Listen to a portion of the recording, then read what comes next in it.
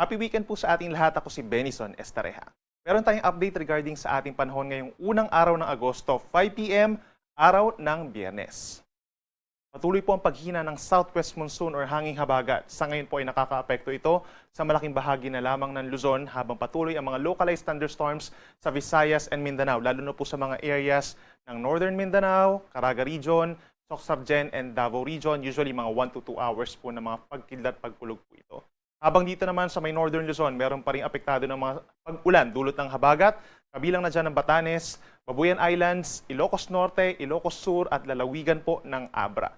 Asahan din yung mga isolated rain showers or thunderstorms simula ngayong hapon hanggang bukas ng madaling araw sa natitirang bahagi ng Cordillera Region, plus Ilocos Region at ilang bahagi pa ng Central Luzon.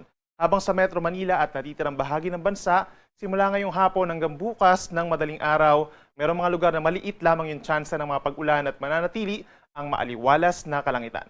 Samantala yung ating minomonitor na low pressure area sa taas po ng ating Philippine Area of Responsibility, doon po sa labas sa may North Philippine Sea ay nag-iisang tropical depression na or mahinang bagyo as of 2 p.m. Nasa 3 p.m. ay namataan ito 1,365 kilometers po east-northeast of extreme northern Luzon. Base sa ating analysis, kumilos ito eastward at kikilos pa eastward ng mga ilang oras hanggang mamayang gabi at bukas naman ay kikilos na pa northeast or papalayo sa ating kalupaan. So meron na lamang pong maliit na tsansa na itong tropical depression ay pumasok pa ng ating Philippine Area of Responsibility. So maliit yung chance na tatawagin natin itong Fabian at kung mapapansin natin based sa ating latest satellite animation, walang direct effect itong tropical depression dahil malayo ito sa ating kalupaan, hindi naaabot ng ating mga cloud clusters coming from that bagyo at hindi rin po ito nagpapalakas ng southwest monsoon sa ngayon. Para naman sa lagay ng ating panahon bukas, araw ng Sabado mataas pa rin ang tsansa ng mga pag-ulan sa may extreme northern Luzon lalo na sa Batanes, maging dito rin po sa may Babuyan Islands, Ilocos Norte, Ilocos Sur at lalawigan ng Abra dahil pa rin yan sa southwest monsoon or mahinang habagat. Habang sa natitirang bahagi ng Luzon, kabilang pa rin ang Metro Manila, aasahan pa rin po natin ng fair weather conditions. Maraming lugar sa Central and Southern Luzon sa umaga hanggang tanghali ang maliwalas ang kalangitan at sa natitirang bahagi pa ng Luzon, itong sa may northern portions, asahan yung bahagyang maulap at minsan maulap na kalangitan lalo na sa mga kabundukan. Pagsapit ng tanghali, mainit at malinsangan lalo na sa mga kapatagan at pagsapit ng hapon hanggang gabi, nandyan pa rin yung tsansa ng mga pulu-pulo lamang ng mga pag-ulan at mga thunderstorms na usually nagtatagal ng 1 hanggang 2 oras. Sa Luzon, pinakamainit po sa may Tugigaraw, hanggang 34 degrees Celsius maging sa ilang bahagi pa po ng Cagayan and Isabela. May kainitan din sa may Bicol Region, lalo na sa may Legazpi and Naga, hanggang 33 degrees. And over Metro Manila by tomorrow, posible pa rin umakyat sa 32 degrees ang maximum temperature. Sa ating mga kababayan po sa Palawan, malaking bahagi pa ng Visayas and Mindanao, mananatili pa rin po ang fair weather conditions, maaliwalas na kalangitan, minsan nagiging maulap lamang at sasamahan pa rin ito ng mga pulu-pulong pag-ulan at mga localized thunderstorms, lalo na sa mga bulubundukin na lugar dito sa Mindanao. Pagsapit po yan ng hapon hanggang gabi, pagsapit po bukas. May mga ilang lugar din na magkakaroon ng mga saglit lamang na pag-ulan sa may mainland Palawan, habang maliit ang tsansa ng mga pag-ulan sa malaking bahagi ng Visayas bukas araw ng Sabado. Sa malaking bahagi naman ng Palawan, Visayas and Mindanao, posibleng umakyat sa 33 degrees Celsius ang maximum temperature. In terms of air temperature po yan, no? Pero posibleng mas mataas pa yung maramdamang init natin, yung heat index na tinatawag. So make sure na meron pa rin tayong talang sombrero or payong pananggalang sa init at stay hydrated para iwas heat stroke. Para naman sa lagay ng ating karagatan, wala po tayong nakataas sa gale warning sa ngayon at wala rin inaasahang gale warning pa hanggang early next week dahil sa patuloy na paghina ng southwest monsoon. Meron pa ring maalon na karagatan sa baybayin po ng extreme northern Luzon at Ilocos Region hanggang 3.4 meters, which is equivalent po sa isang palapag ng gusaling taas na mga pag-alon. Habang natitirang baybayin po ng ating bansa, generally nagiging banayad na po, no? Lalo na dito sa may areas ng southern portion ng West Philippine Sea, sa bahagi pa ng Philippine Sea dito sa inland, asahan po natin more or less mga kalahating metron taas ng mga pag-alon. Maliban na lang kapag may mga thunderstorms tayo, tumataas ito ng 1.5 metro.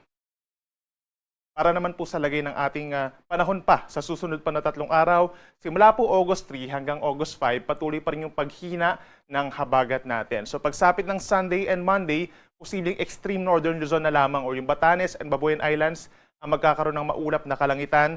The rest of the country, fair weather conditions or partly cloudy skies in general. Sasamahan lamang po ng mga pulupulong pag-ulan. At pagsapit ng Tuesday, posibleng magkaroon tayo ng tinatawag na monsoon break o yung time kung saan hindi nakaka-apekto at all, yung southwest monsoon. So asahan sa Metro Manila, patuloy ang pagbuti ng panahon, madalas magiging maaraw nga, and at the same time, kapansin-pansin, pagsapit ng Tuesday, posibleng umakyat sa 34 degrees Celsius yung ating maximum temperature. Dito naman po sa Baguio City at malaking bahagi ng Northern Luzon, dun sa mga kabundukan, ideal po yung pamamasyal, no? Dahil nakikita natin bahagyang maulap at minsan maulap na lamang yung kalangitan, bubuti na rin yung panahon sa may Ilocos region at mas dadalang na po o mas bibihira na yung mga pagiging-pag-ulan natin sa mga susunod na araw. Habang sa Bicol region, nananatili pa rin ang maaliwalas sa kalangitan umaga hanggang tanghali.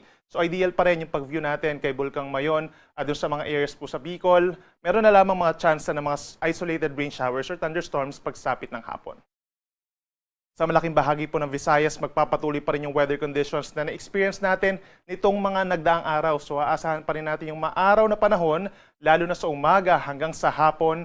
Pagsapit ng tanghali, posible pa rin umakyat sa hanggang 34 degrees Celsius yung ating air temperature, lalo na dito sa may Iloilo City. Sa Metro Cebu naman hanggang 33 degrees.